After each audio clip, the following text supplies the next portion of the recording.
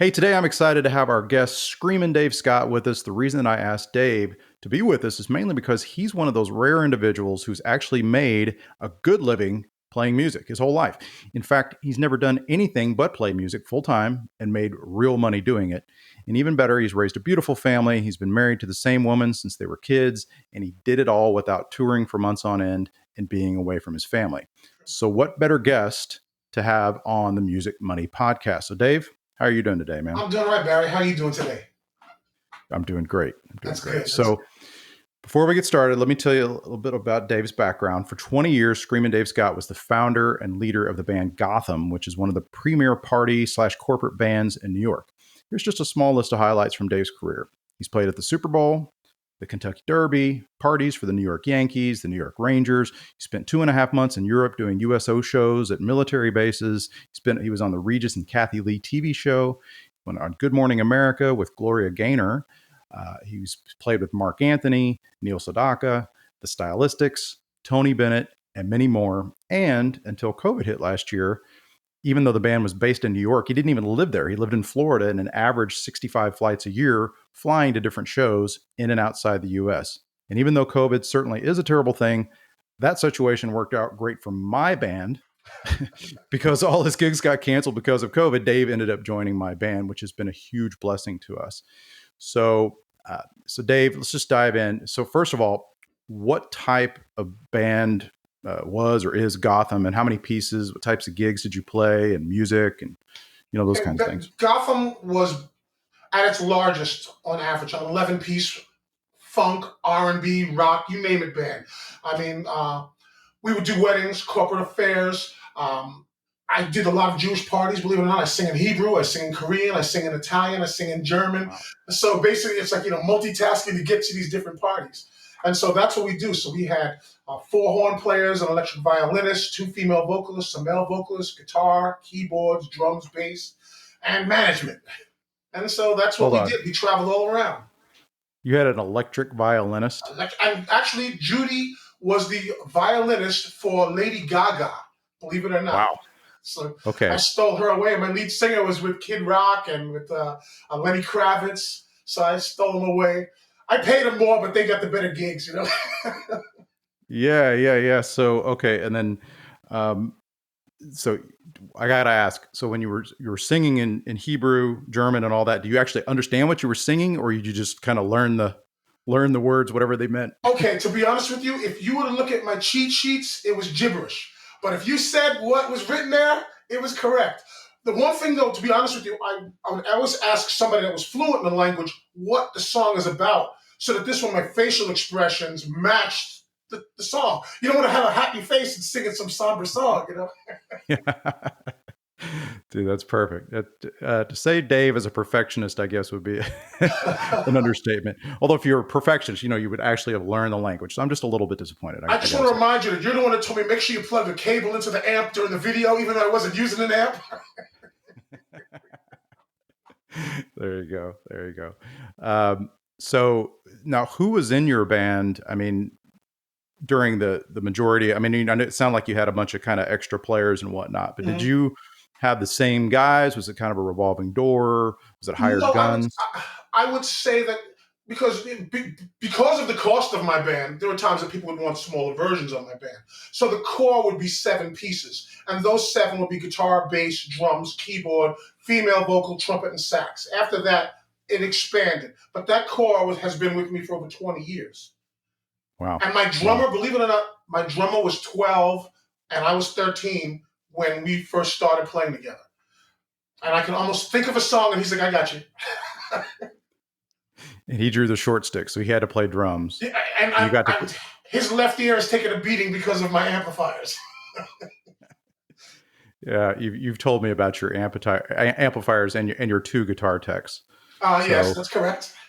Yes, I use Mesa Boogie amplifiers, and I have an 18-space rack, which is the home of your ear system and your amps. That was my guitar amp rack, and I needed 2 guitar techs to lift it on stage because it had so many tubes in it. Oh, my God. Yeah. And you can get a guitar tech kind of cheap, right? Like Scott. Okay, so let's talk about what was the how did you get booked? I mean, it was the main way you got booked for these shows. All right. Let me digress then, if that's the case. Because Okay, sure. basically, I was a rock musician playing my own original bands. A friend of mine that was working in this circuit basically heard me play, saw that I played a bunch of different instruments, and introduced me into the company, which was happened to be Steven Scott. No relationship to me, just coincidence. But they were the corporate headquarters, and they were doing all the bar mitzvahs and the wedding bands. The Super Bowl for 20 some years we were doing. And so I got into that. From there, they asked me to be a band leader, and I was like, I don't want to do it. But eventually, they talked me into it. One day, I got a phone call, congratulations on Gotham. I'm like, thanks, what's Gotham? It's like, it's your new band. I was like, oh, okay. At first, I hated the name because it sounded like Batman, but eventually, we became so well known that I sort of liked the quirkiness of the band, and I actually had a logo of mine done by a Marvel Comics person that turned me into a superhero along with the band. That was the best I ever looked. I made sure I had abs and all of that stuff, you know. But from there, I'm with the top musicians in New York. And so what would happen is that, like with Mark Anthony, my friend John Hanser was going to do a job with Mark Anthony as a keyboard player, which it wasn't even Mark Anthony's job. It was a freestyle. Freestyle is a style of music that was in New York. It was like a Latin kind of club music. And Mark Anthony happened to be the background singer. They brought me in to play keyboards and samples and percussion and guitar. And from there, I met another guy that introduced me here. So basically, everything was from doing a good job over here. And then the next time somebody needed a job over on this side, they called me up. So I always felt like I was the weakest link of all the musicians, but I brought something to the table that nobody else could bring, which was that I sang and I played a number of instruments. So they could hire me or they could hire 4 or 5 people. Well, and you're being modest, because to call you a weak link in any respect, I'd say that's modest. Dave is a fantastic guitarist. Now as far as all those other instruments, I never heard you play bass, so maybe you are just. Well, I'm no Reverend Barry, so let's say that. I own a bass. But okay, so I want to back up a little bit, because so basically Gotham was formed by a company that wanted to book basically a super band, or if, Exactly. no pun intended with the whole comic thing. Yeah, but I didn't even get it. That was good. Wow. Okay. Yes, basically that is the truth. That what was happening is that so many people were booking other bands and requesting me to be on the band that they realized, well, better to have this band working and have me front another band. So instead of having one band working, now they got 2 bands that are in demand. And so that's why they said, do your thing, and we want you to do it. And I said, all right, I want total control of the band. I want to pick my own musicians, and I want $20,000 to buy a sound system. And that was the first check. I made sure I negotiated a nice fat check to buy a sound system. And so I was the first band to have giant subs and all of that stuff. So subwoofers to make it loud and punchy to compete with the DJs. Right. Interesting. Okay. So back to my original question, was how you would get booked. Okay, my agents, which I have a few of them, you may actually meet some of them.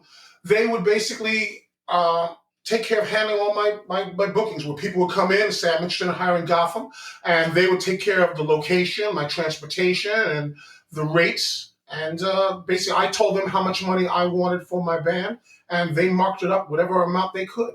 But basically, that without a doubt, in New York, without an agent, you're just going to be working bars. Whereas if you want to get into those big, high-paying jobs, you need to have an agent. And so I have an agent in Philadelphia, I have an agent that's in Manhattan, and I have an agent on Long Island.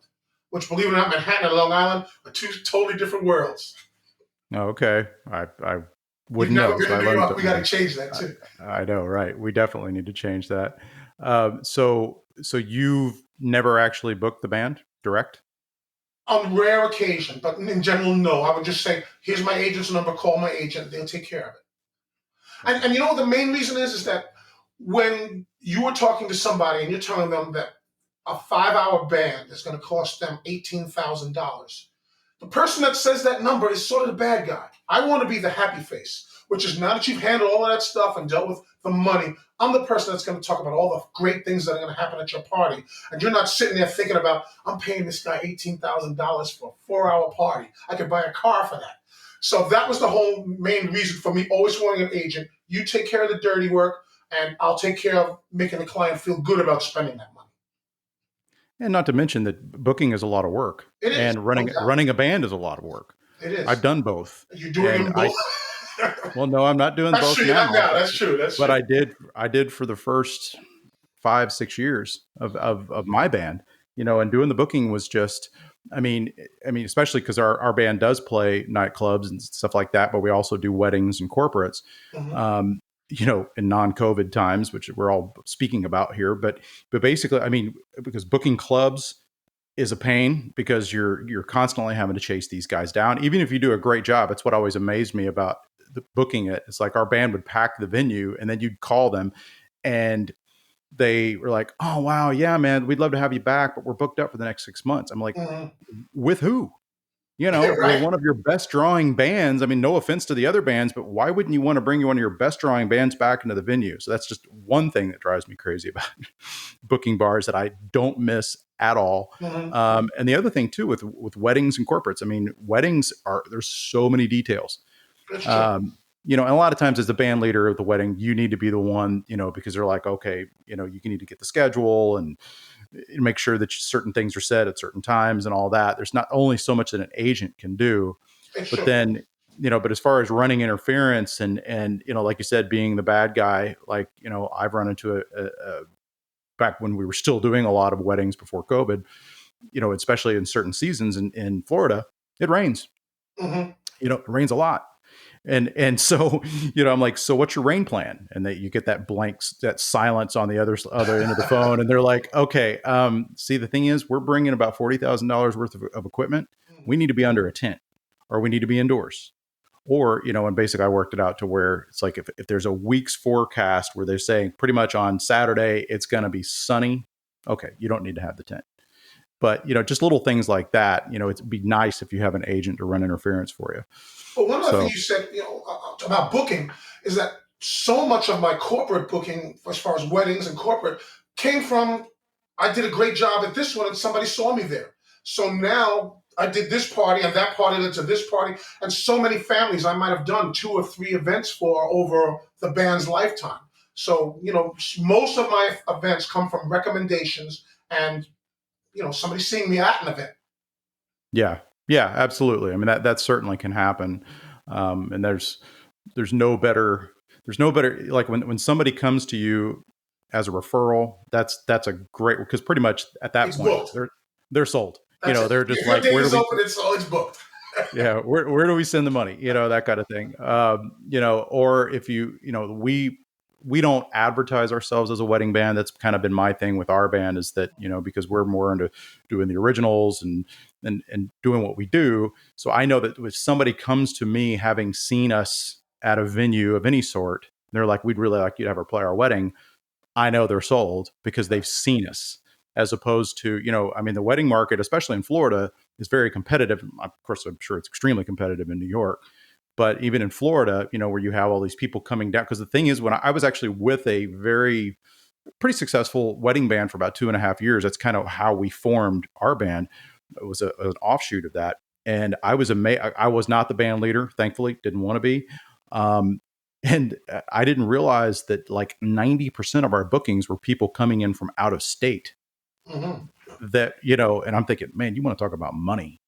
I mean, some of these people would come in from like Michigan. I remember one venue we played was outdoors. They booked the Cottazon, which is a really fancy place.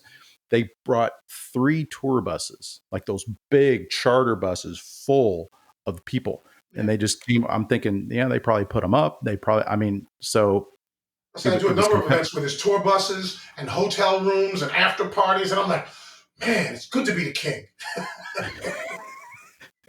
Yeah. And, because I but can't afford me. That's the thing. where I was driving at with that. So, when it comes to the whole wedding band thing, that can get pretty competitive, on, the Knot or Wedding Wire, some of these wedding websites where they have entertainers, they have, even you can book DJs, you can book all sorts, florists, all these types of people, these people, and these bands that are on there. Some of them have incredible marketing videos and that type of thing, which actually, that leads me to the next question. What type of marketing collateral did you have for your band, as far as like website videos, that kind of thing? Okay, well, we had Stephen Scott had its own corporate website. I also worked with a Jewish website, with a Jewish office called Nafshanim. Now, that did two things. Number one is it gave me another place that my band was booked, but also the fact that you'd see a black guy's picture on a Hebrew Jewish website made people curious, and it gave me some credibility with the people that were in the more less orthodox, but still on the Jewish party. Say, hey, I'm a member of Nafshanim. Like, him? Well, now all of a sudden now Dave Scott is good enough to do my Jewish party. So we had that.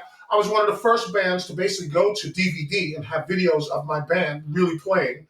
I had audio recordings. We had photographs, professional pictures taken. But the other thing is that I had musicians that we had a resume that was pretty hardcore. I mean, our guys have played with some of everybody. And then we had a reputation. I mean, I'll never forget, this is a true story. My saxophone player goes on vacation in Spain and is in this big giant hot tub, and a person across the way from him says, "Did I see you playing over in Philadelphia at such and such?" And he's like, yeah. And I was like, in Spain, in a hot tub, That's crazy. a person recognized him from the band, Wow. So, that's crazy. That's what happens, when you have personalities, and all my people do have a personality that stands out, not just standing in the corner, because then you blend in, nobody notices you. But if everybody's bringing something to the table where they've got their own little niche and their own little fan group, that makes the band as a whole really explode, because each person has their own group of fans. And as such, the band has a very large collective group of fans. Yeah. No, that's good. That's good input. On that note, one of the things, kind of going back to reflecting upon my wedding band days, the band leader, he actually made a good point. He said, it became the battle of the YouTube videos.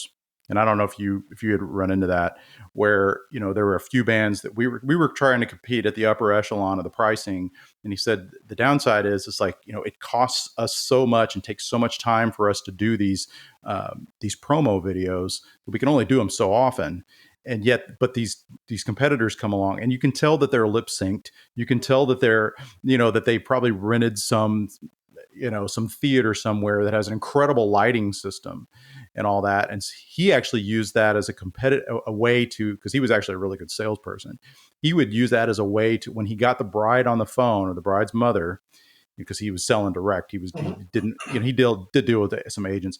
He would cast doubt on that. He'd say, well, look, and so what we ended up doing is we ended up filming ourselves live at an actual wedding, taking the recordings from the mixer.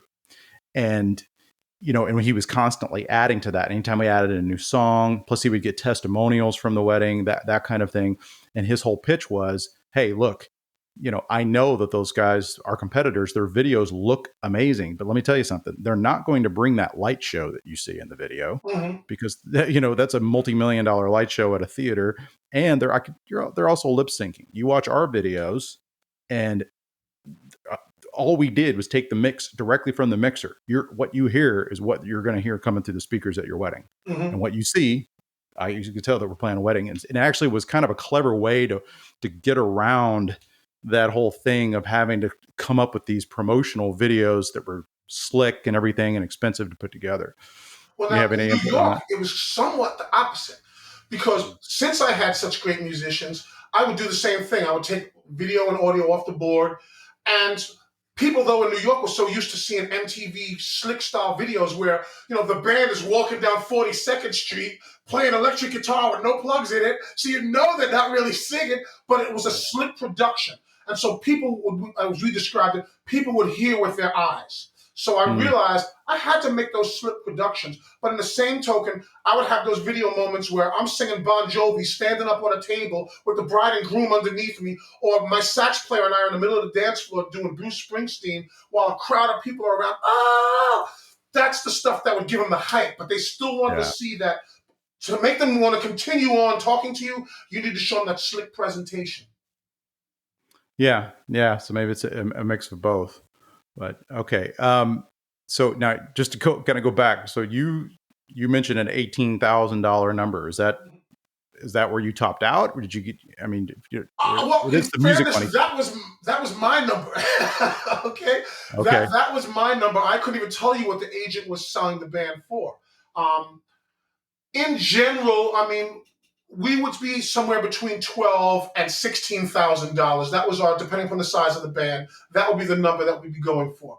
Where you get 7 pieces and my sound crew and all of that stuff. That's what it would cost. But I mean, true story. I had a family that basically I had done 2 parties for them. One of them actually we flew down to Florida to do. The third party, they want us to go to Martha's Vineyard.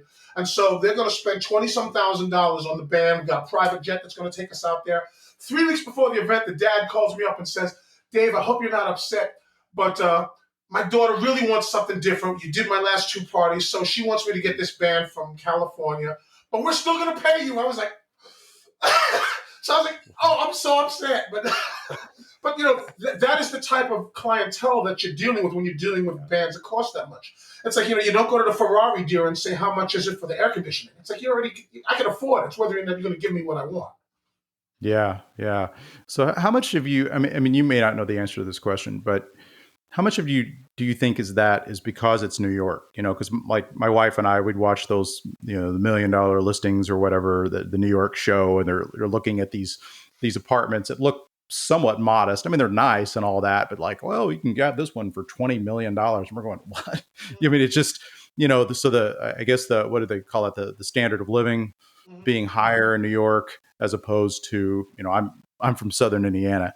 I just don't know that. I mean, I do know that there are some bands in Florida that were getting 15 to 25 grand. So I knew that is possible, maybe down in the Miami market where there's serious money.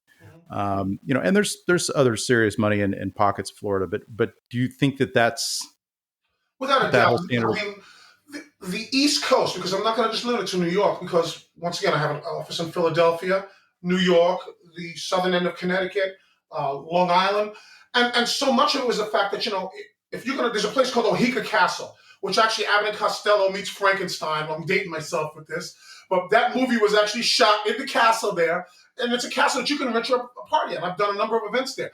Just to have the rights to be able to sit down and talk about your event, the grounds fees is $18,000. So once you get finished with the chicken dinner and the grounds fees and the florist and the videographer, you're getting into a 6-figure wedding, so $100,000 plus.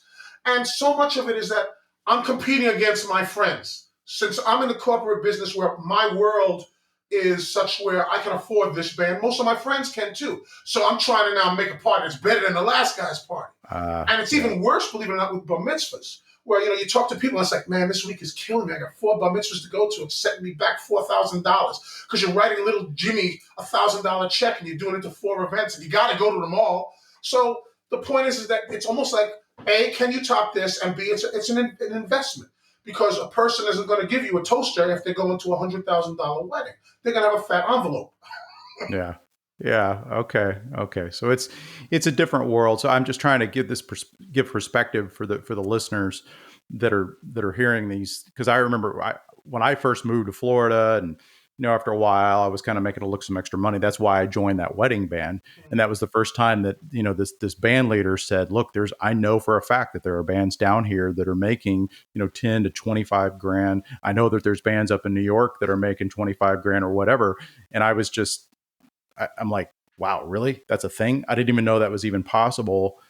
But, so that's where I'm trying to let the people know on this podcast, it really is possible. Oh, yeah. I mean, the venues, don't get me wrong. You could still have a $2,000 wedding at the CYO, but that wasn't the world that I was in. So there are still bands that are doing that. And, that's not to say they're bad, but it's a different world. One of the things that got me here in Florida to live here was that from basically December to April, I was flying out to what I would call South New York, which was the west coast of Florida, because the people were coming here for the winter, and then they were bringing the bands in from New York to do their events. And so I was flying into New York, to Florida on a weekly basis to do an event at, Mar-a-Lago, the Everglades Club. And, if just the fact that your party is at these places tells you what kind of money they've got.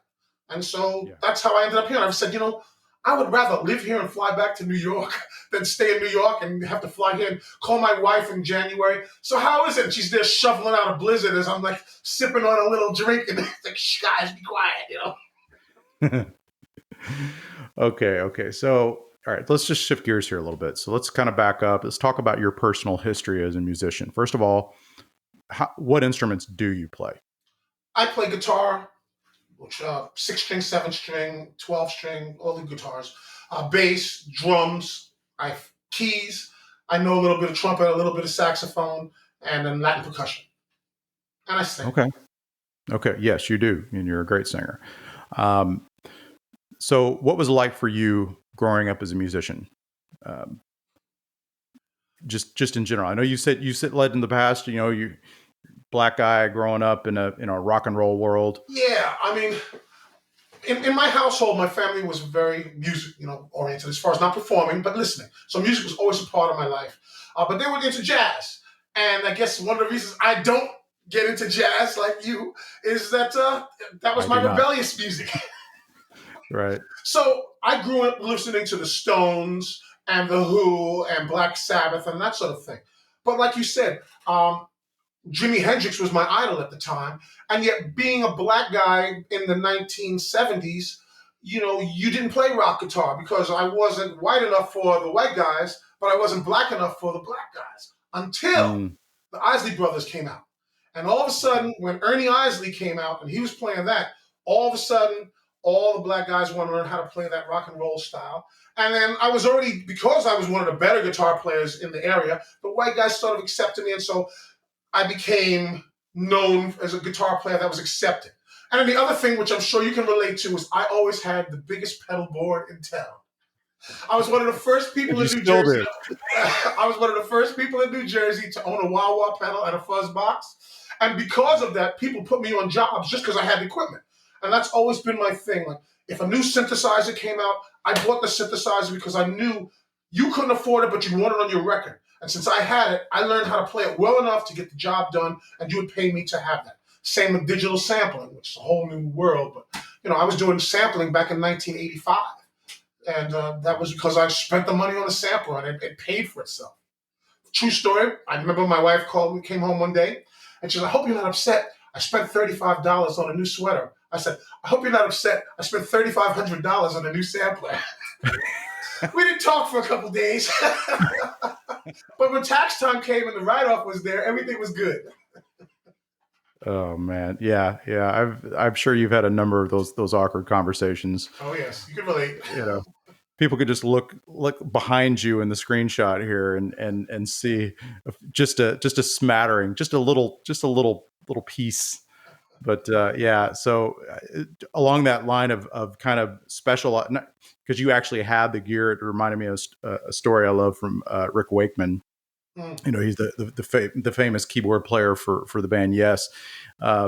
He said that when he was kind of in his early days, he had just graduated he was like a classical musician, and got a phone call, I think, from a studio, and somehow ended up in the studio, and they had a Mellotron. That's right. And at the time, that was a brand new equipment. And they were like, well, he's like, "Hey man, can I play your Mellotron?" And he's like, "Knock yourself out, but it doesn't work."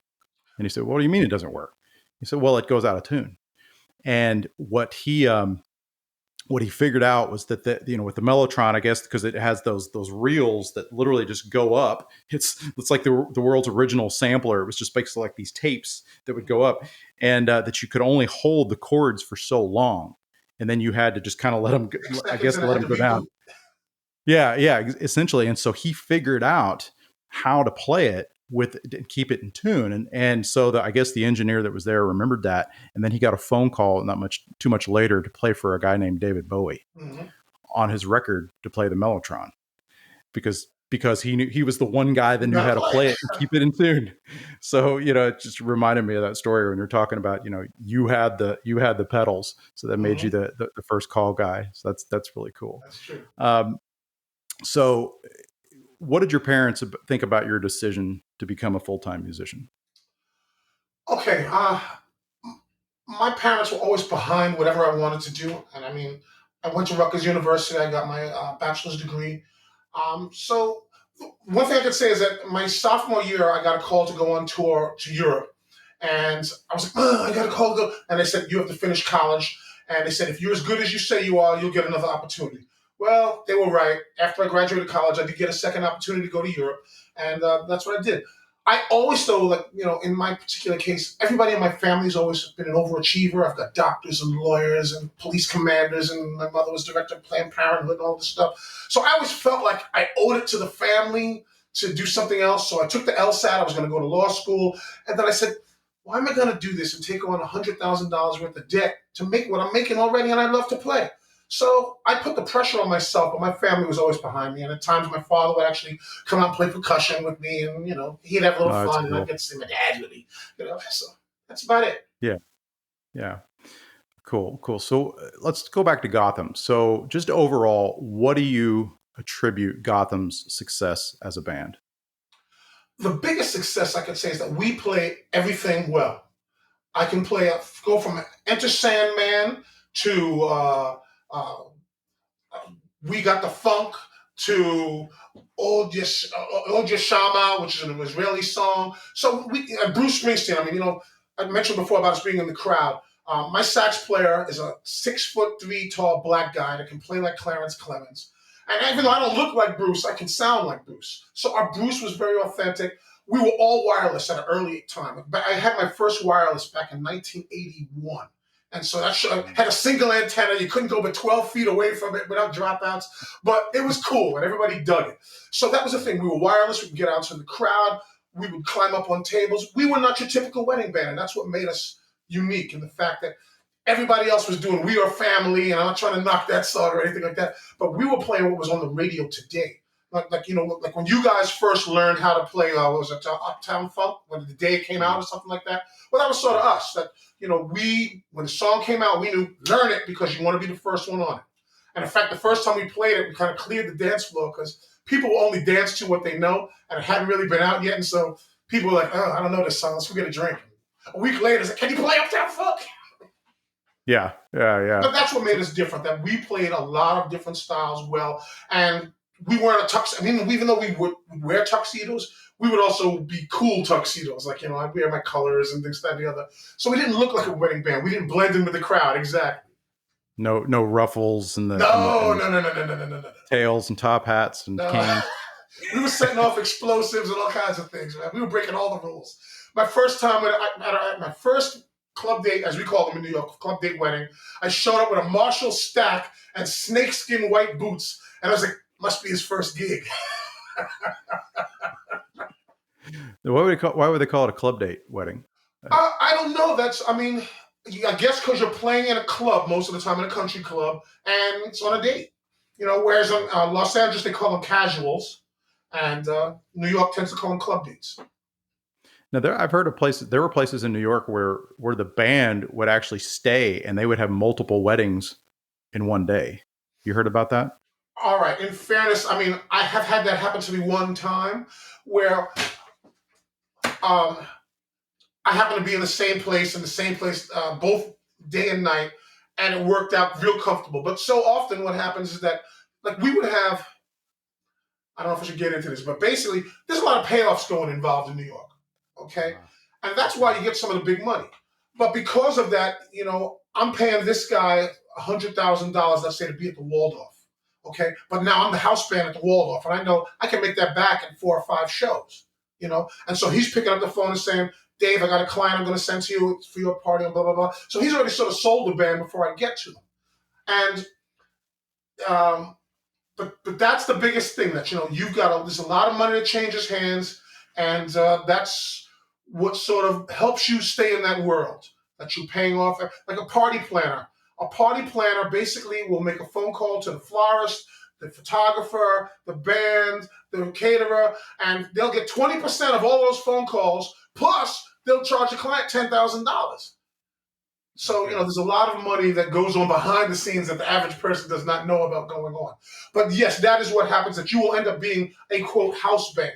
So you'll be the first recommendation. It doesn't mean they have to use you, but a lot of places you will be the house band. Because first of all, a band like mine, if they're getting 20% and they know that I'm pulling in 20 grand, that means he's making $4,000 for a phone call. Okay? Yeah. So he wants me to get the gig.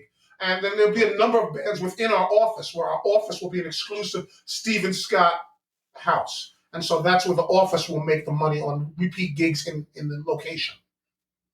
Interesting. So obviously Gotham rose to really high level. So what was the journey like to get to that level? Because obviously you can't demand that kind of pay overnight. At least I wouldn't think you could. I mean, what kind of dues did you have to pay? Um, Once again, since Gotham came about because I was already established from the other bands within the company, it wasn't hard. I'm a bad example because I didn't have to pay any dues. I basically, Well, maybe that was a bad example. So, at some point you paid some dues. So maybe, you didn't just flip a switch and start, hey, I'm making a great living as a musician. Maybe okay, let's kind of back up a little bit here's a there. story that you can relate to that we talk about in New York, where basically a musician's career is, who's David Scott?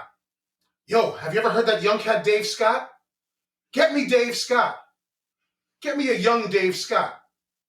Who's Dave Scott? So that's the lifestyle of a lifespan of a musician. So when I first started out, the first time I showed up, this guy that was respected said, "You got to bring this guy in." I came in. I got paid like $250 or something to play my guitar and sing. And then next thing you know, the rate goes up and up. And then one day I brought my sampler, which basically was able to trigger all the sounds that are on the new records today. And I brought that. It was just like a genius move, if I may say so myself. But I brought it to the gig. It didn't turn the party out. Then the next gig, I didn't bring it. And the band is like, "Yo, where's that keyboard thing that you had?" I said, "Well, that costs extra. If you want that, that's $200." I said, "I don't care, bring it." So now that's when I raised my rate there. And so now Nice. I'm doing something that nobody else is doing. Like, once again, back in 1985, I was sampling. So my first sample was like "Jesse Don't Lose That Number" and the "Owner of a Lonely Heart" and Oh, one right. of the Yeah. Velvet, not even Velvet, Poison. I think it was Poison. So Yeah. it was all new to everybody to hear those sounds come out of a band. Where all of a sudden now we don't sound like a band trying to play it. I got all the sounds that are on the record. We sound just like the record. And then when you add the fact that I'm carrying a full sound system, it's blowing people's minds. And so because of that, we were able to get that top dollar. Okay. Okay. Well, tell me about some of the best gigs you've played. I mean, have there ever been any gigs where you've been nervous? Truthfully, the only time I've ever been nervous, okay, was when my mother and father would be there. Because I know everybody else is listening to the band, mom and dad's listening to me. So that's the only time I've been nervous, to be honest with you.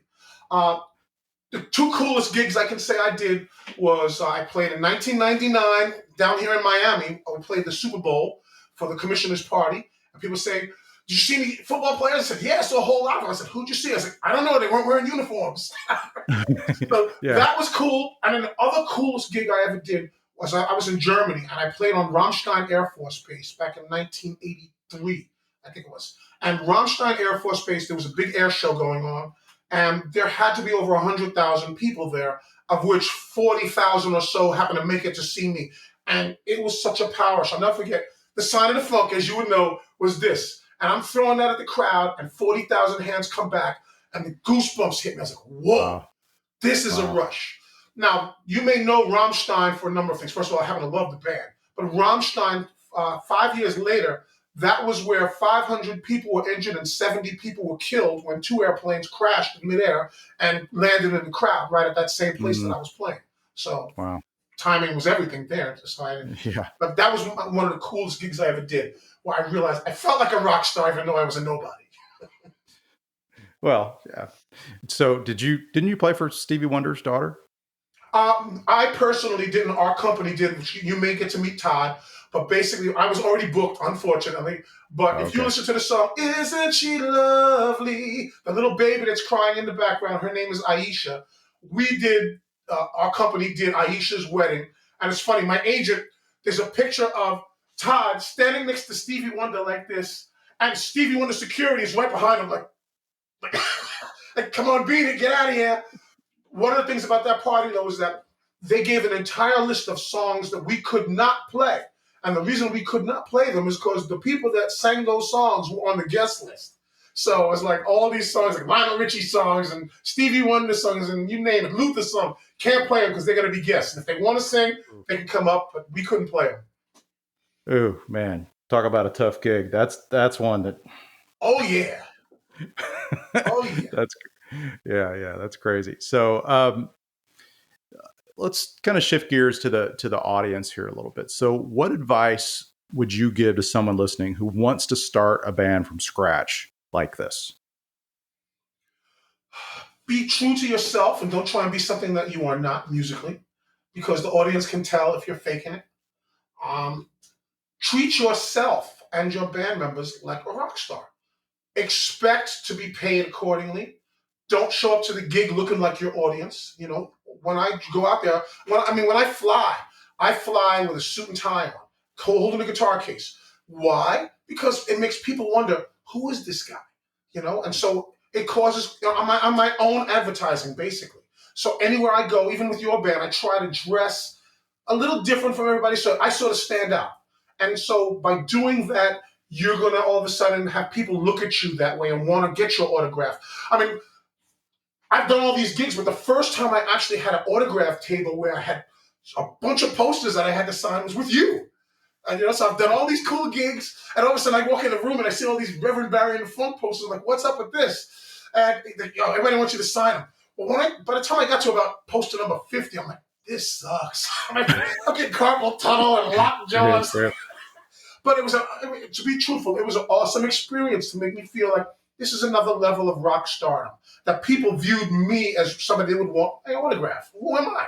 But by presenting yourself that way, and that's something that you do, you sort of, are particular about the way you will let your band set up, and the way we look, and the way we present ourselves to the audience, makes the audience see us different from the average bar band or whatever. So that's the best advice I can give. Be true to yourself and expect your musicians to act like stars. Okay. And with that, not only act like stars, but as importantly, play. Yeah, exactly. Play and sing. You got to back it up. You can't look like that and not be able to back it up.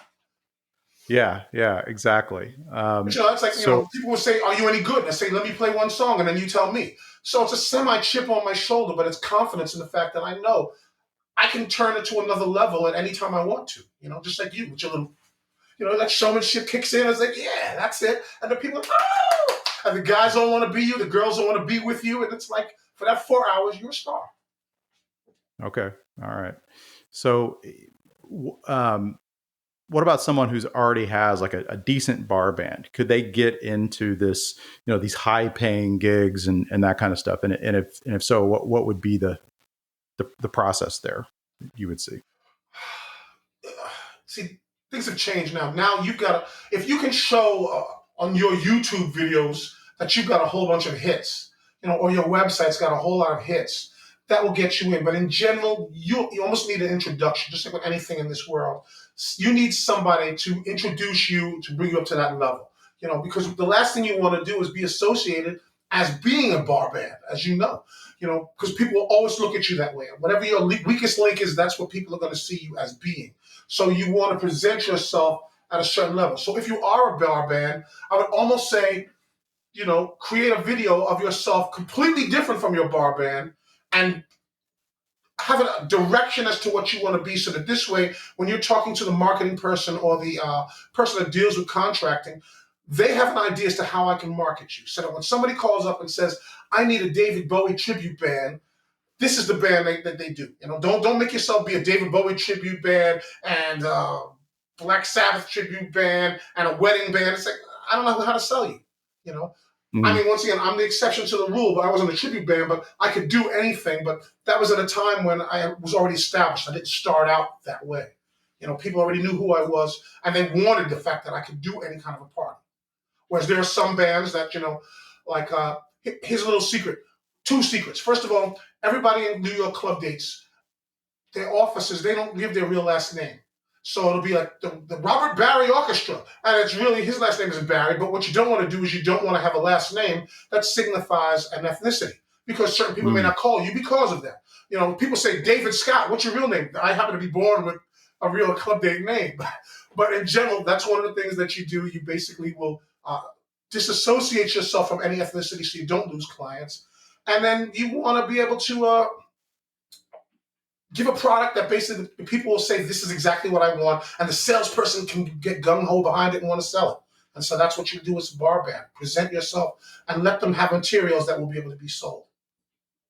So you may even go so far maybe to, even if it's the same exact people, same band, same members, maybe call yourself something completely different. Absolutely. If you're trying to, I've done that. brand yourself, different website, whatever, and different band name. These are the songs that we play for weddings. These are or corporate events, or however you're marketing yourself, and and just put yourself out there like that. Again, could be the same exact crew of people. Mm-hmm. In fact, that's probably if you're a really good band, probably wise to do that because you're nice and tight. You know each other. You sound good together. So, in fact, I actually know. The other reason you do that too is that it gives you the opportunity because by me having a bottom line of let's say $10,000, that eliminates a large population of people that could book me. But I could sell you a smaller version of myself. But what I don't want to do is say, wait, you mean Gotham? I can get Gotham for $5,000, so I'll call myself something different and make it a different name to allow you to have the opportunity to purchase this band at a cheaper price point.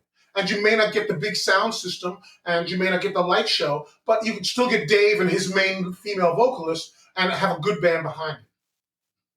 Yeah.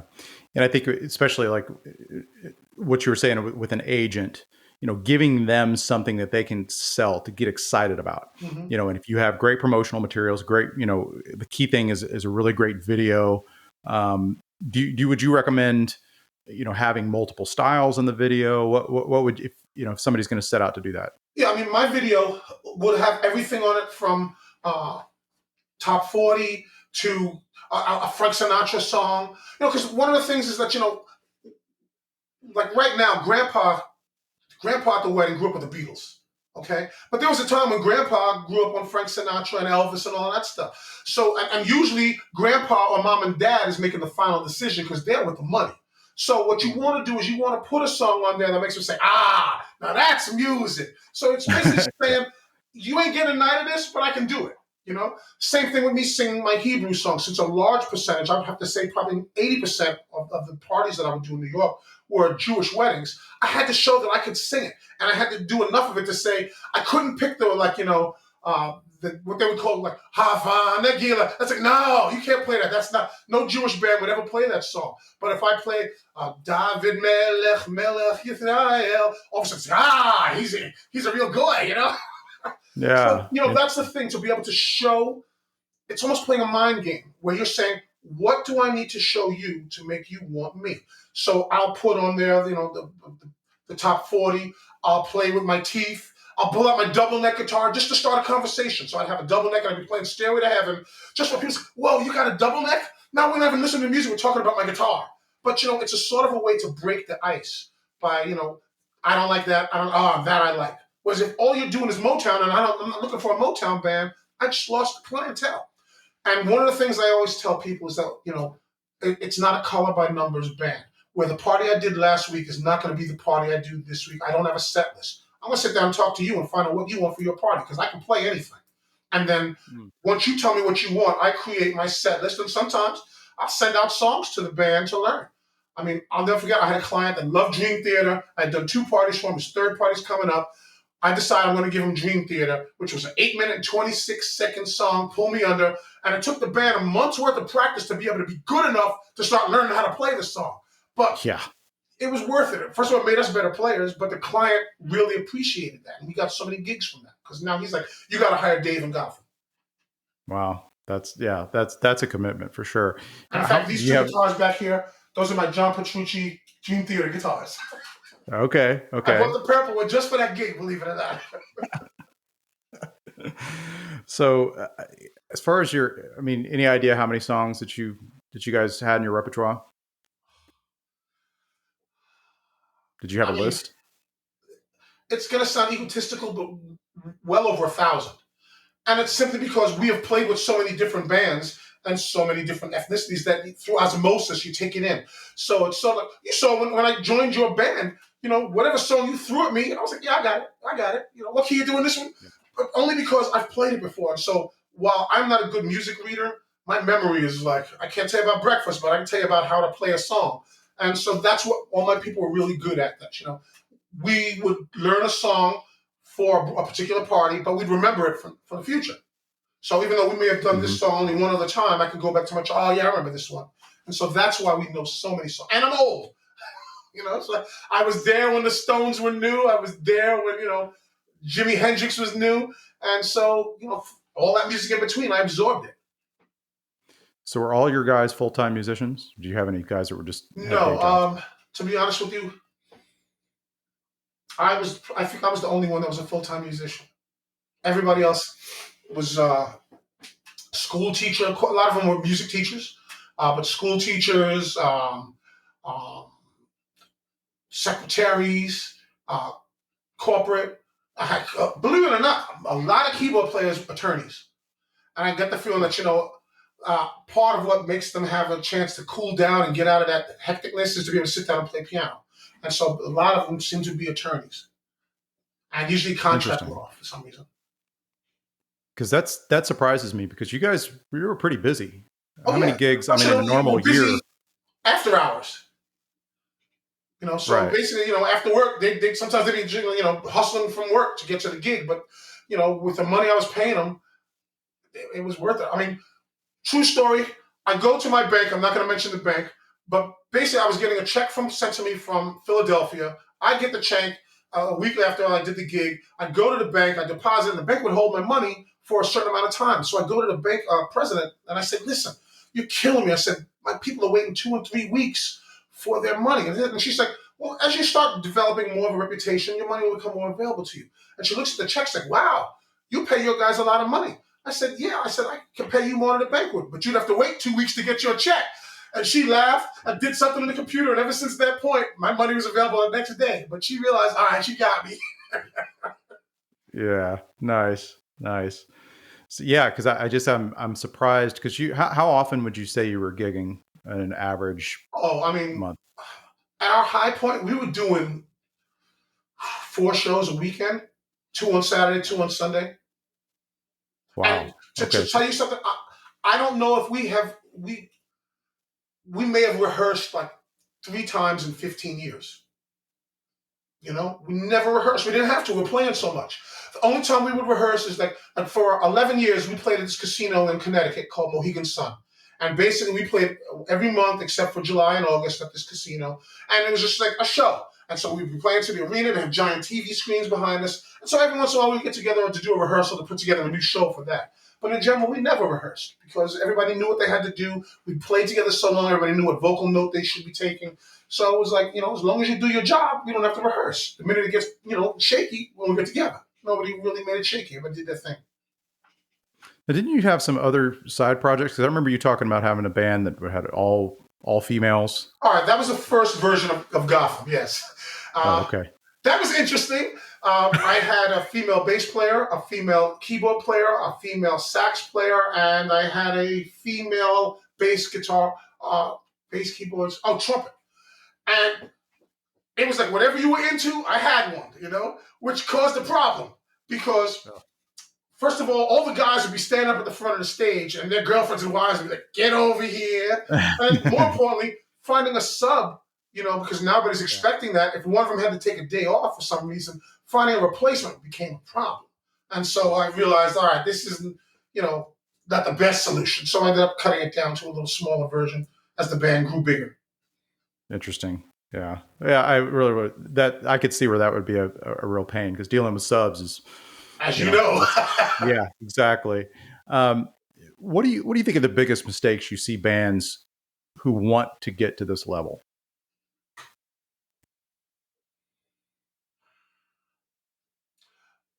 Coming late to a performance and not sounding amazing. People, it's funny because people can't tell the difference between mediocre and good, but they hear the difference between great and good. And club owners will see the fact that, like, right now I got a party and, they've been dancing all night long and the wait staff is dancing. I've done so many parties for the people that run the catering halls because they love the band. And because we're putting on a show that's amazing. I mean, like I said, you wouldn't expect to go to a wedding and see the lead guitar player who's 230 pounds standing on top of the table where the bride and groom are. As I'm looking, saying, "I hope this thing can hold me up," and like you've seen me do it. But people remember that. And first of all, they're not booking me for a stuffy party. They already know what they're getting by booking me. And then I make sure I give it to them in spades. It's like, I want people leaving this saying, "I have never seen a band like this before." And the fact that, You can go online and you can see Lady Gaga with her arm around Judy while Judy's playing her electric pink flying V violin, kicking butt. Mhm. Or you can go see Jesse Wagner with Kid Rock or Duran Duran or all these people. People like to brag and say, "Oh, my guitar player played with the Beach Boys, and he played with this, and the singers with that, and the violinists with that."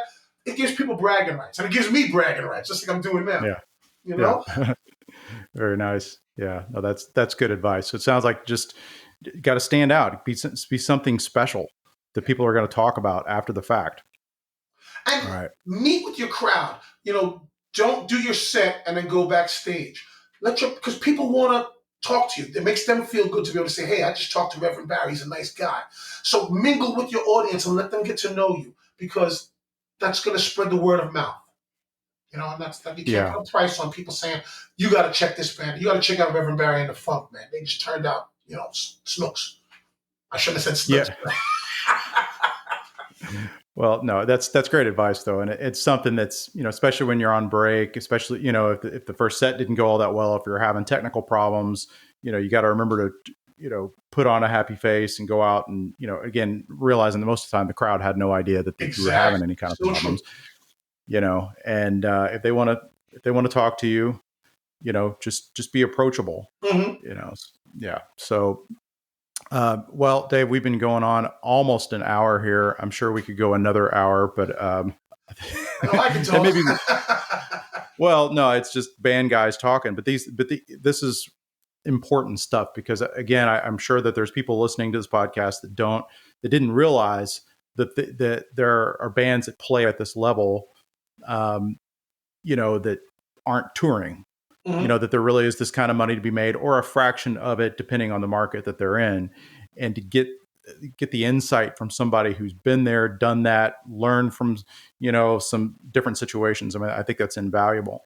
And so, band guys like us can talk, and I think we do have a lot to offer.